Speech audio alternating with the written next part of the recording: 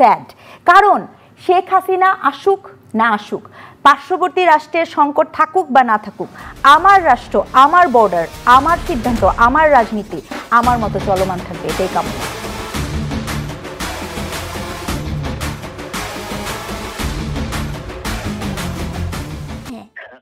জাহাঙ্গীরনগর ইউনিভার্সিটির একজন অন্যতম প্রফেসর রেজওয়ানা করিম স্নিগ্ধা, সে যে কথাটি উপস্থাপন করেছেন বাংলাদেশ ট্রেন্ডিং তথা বিবিসি বাংলার সৌমিত্র সুব্রতার সামনে দাঁড়িয়ে উপস্থাপনা করে, সেটা বাংলাদেশের জন্য এক বিরল রেকর্ড। কারণ বাংলাদেশের যারা ইউনিভার্সিটির শিক্ষক আছে বা যারাই আছে, অনেকে আমরা বলে থাকি যে আওয়ামী ফ্যাসিবাদের দালাল বা অনেকের দোষর, কিন্তু এদের মধ্যে ভাই এমন এমন লোক আছে যারা আসলে সেলফ পাওয়ার যোগ্য। সেরকম একজন হচ্ছে রেজওয়ানা করিম স্নিগ্ধা, জাহাঙ্গীরনগর ইউনিভার্সিটির একজন অন্যতম সেটা প্রফেসর বলা যায়। তার যে কথাগুলো বা তার যে মাধুর্য আজ আপনাদের সামনে দুইটি তুলে ধরবো, যেটা আপনারা দেখলে পুরোপুরি অবাক হয়ে যাবেন।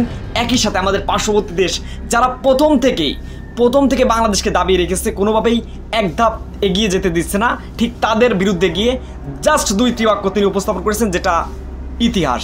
তাহলে চলুন আমার একটা প্রশ্ন, আপনাকে আমি একটা পাল্টা প্রশ্ন করি। প্রধান উপদেষ্টা পদত্যাগ করতে পারেন, এটা কি বিবিসি মিডিয়া উইংকে কেউ জানিয়েছে? এটা কি কোনো প্রফেসর পদত্যাগ করেছে, এটা কি বিবিসি মিডিয়া উইংকে কেউ বলেছে? ভাই এটা কি কোনো নিউজ মিডিয়া কর্তৃক পাবলিশ বা প্রকাশিত হয়েছে? এটা কিন্তু কেউ বলে নাই ভাই। সোশ্যাল মিডিয়ায় বিভিন্ন ধরনের কথা আসে, এআর যুগে আমরা বসবাস করছি, এখন এটা নিয়ে বিভ্রান্ত বা বিচলিত আমরা হতেই পারি। সেই হিসেবে সৌমিত্র সুব্রকে তিনি জাস্ট প্রথমে প্রশ্ন দিয়ে কিন্তু দাবিয়ে রেখেছেন। আমি আপনাকে জাস্ট একটা প্রশ্ন করব, এটাই বাংলাদেশ ট্রেন্ডিং সাপ্তাহিক যে মঙ্গলবারে যে এপিসোডটি হয়, আমরা ইউটিউবে পাই, অনুষ্ঠানটি হয় সম্ভবত সোমবারে চ্যানেল আইতে, সেখানে তাকে অতিথি হিসেবে রাখা হয়েছে। আমাদের সম্মানিত শিক্ষিকা রেজওয়ানা করিম স্নিগ্ধা ম্যাম আর একটা দারুণ কথা উল্লেখ করেছেন। শেখ হাসিনা বাংলাদেশে আসা প্রশ্নে তিনি এক কথায় দারুণ একটা জবাব দিয়েছেন তার সুললিত বাচনভঙ্গির মাধ্যমে। সেটা আমরা দেখে আসি, শেখ হাসিনা দেশে আসবে কিনা। আমার এখন পর্যন্ত না তার এই স্পষ্ট কথার মনোভাব আমাদের হৃদয় ছুঁয়ে গেছে। আসলে তার বিরাট একজন ফ্যান আমরা হয়ে গেলাম, আসলে যারা মূলত দেশকে ভালোবাসি, দেশমাতৃকার টানে কথা বলি। একমাত্র ভারতীয় রাজনীতি নিয়ে এখন সামনে আসছে, তিনি যে কথাটি বলেছেন, কথাটি হৃদয় ছুঁয়ে গেছে। এইভাবে বিভিন্ন কথা কিন্তু আসে, কথার পাল্টা কিভাবে কথা চালাতে হয় এটা কিন্তু অনেকেই জানে না। Dhaka university, Jagannath university, Jahangirnagar university, Rajshahi, Rangpur বা যে কোনো জায়গার কথা বলেন, প্রত্যেক জায়গায় কিন্তু একটা আওয়ামীপন্থী, বিএনপিপন্থী, দেশপন্থী লোক কিন্তু অবস্থান করে থাকে। সেই হিসেবে প্রফেসর হিসেবে, একজন আদর্শ শিক্ষিকা হিসেবে তিনি যে কথাটি এখানে উপস্থাপন করেছেন, সেটা আসলে আমাদের জন্য একটা আদর্শিক জায়গা। তাহলে চলুন আমরা এখন মেন পয়েন্টটি শুনে আসি, যেটা হৃদয় রক্তক্ষরণ সৃষ্টি হবে। এখানে অনুষ্ঠানটি 20 থেকে 25 মিনিট অনুষ্ঠিত হয়।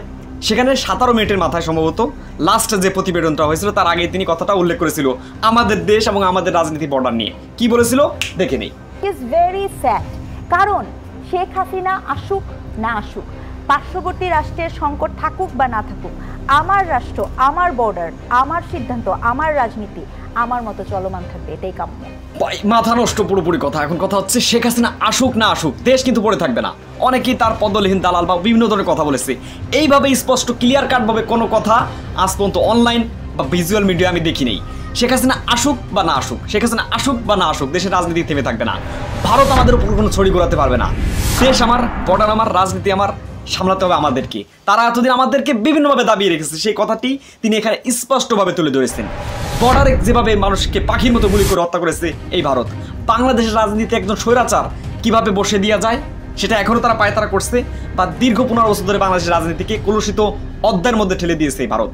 দ্রব্যমূল্যের দাম বলেন, বাণিজ্যিক ব্যাপার বলেন, ধর্মীয় সংখ্যালঘু ইস্যুকে রাজনীতিতে পরিণত করেছে এই ভারত। সেই বিষয়ে তিনি স্পষ্টভাবে এখানে উল্লেখ করেছেন, দেশ আমার, বর্ডার আমার, মাটি আমার, রাজনীতি আমার, এখানে ভারত বা অন্য কোনো দেশ নাক গলাতে পারবে না। কথা স্পষ্ট। ইনি, আবারও বলছি, জাহাঙ্গীরনগর ইউনিভার্সিটির প্রফেসর রেজওয়ানা করিম স্নিগ্ধা, যার মুখ থেকে কথাটি বেরিয়েছে বা তিনি উপস্থাপন করেছেন বাংলাদেশ ট্রেন্ডিংয়ে, সেটার জন্য আবারও তাকে অন্তঃস্থল থেকে একদম স্যালুট থাকবে। এখন ওই যে কথা ওটাই, ভারত কোনোদিনও আমাদের ভাই ভালো চায় নাই। সাম্প্রতিক পারমাণবিক বিভিন্ন বিষয় নিয়ে কথা হয়েছে, মিডিল ইস্টের সংঘাত নিয়ে কথা হয়েছে, সেখানে কথা একটাই, বাংলাদেশকে কোনোভাবে মাথা তুলে দাঁড়াতে দেয় নাই। বিদেশি কোনো সামরিক সরঞ্জাম কেনা থেকে শুরু করে কোনো কিছু ভারত চায় না যে আমাদের ভালো হোক। তারা আমাদের রাজনীতি, অর্থনীতি, সমাজনীতি, খেলাধুলা অঙ্গনে কী হয়েছে, বিভিন্নভাবে ম্যাচ ফিক্সিংয়ের মাধ্যমে বাংলাদেশ ক্রিকেট থেকে শুরু করে ফুটবলে বিভিন্ন অঙ্গনে কিন্তু তারা আমাদের দাবিয়ে রেখেছে। সেই দিক থেকে সরে আসার সময় এসেছে। তার কথাটি আজকে আবারও আমরা শুনে আমাদের আজকে এপিসোড শেষ করব। চলুন শুনে আসি, শেখ হাসিনা আসুক বা না আসুক, তাকে নিয়ে আমাদের কোনো ধরাই কেয়ার নেই। এখানে তিনি স্পষ্টভাবে বাংলাদেশ ট্রেন্ডিংয়ের সামনে, বিবিসির সামনে সৌমিত্র শুভ্রর মতো একজন ভদ্র এবং আদর্শমানের উপস্থাপকের সামনে কথাটি তিনি উপস্থাপন করেছেন। আমরা আবারও শুনে আসি। কারণ শেখ হাসিনা আসুক না আসুক, পার্শ্ববর্তী রাষ্ট্রের সংকট থাকুক বা না থাকুক, আমার রাষ্ট্র, আমার বর্ডার, আমার সিদ্ধান্ত, আমার রাজনীতি, আদর্শবান সেলুটটা আমার মতো আজকে তাকে দিয়ে আজকে এপিসোডটা শেষ করছি। যাই হোক, বাংলাদেশের যারা প্রফেসর আছে, যারা আমাদের মাথার তাজ, যারা সমাজকে বিনির্মাণের অন্যতম কারিগর, তাদের মুখ থেকে এই ধরনের কথা আসুক।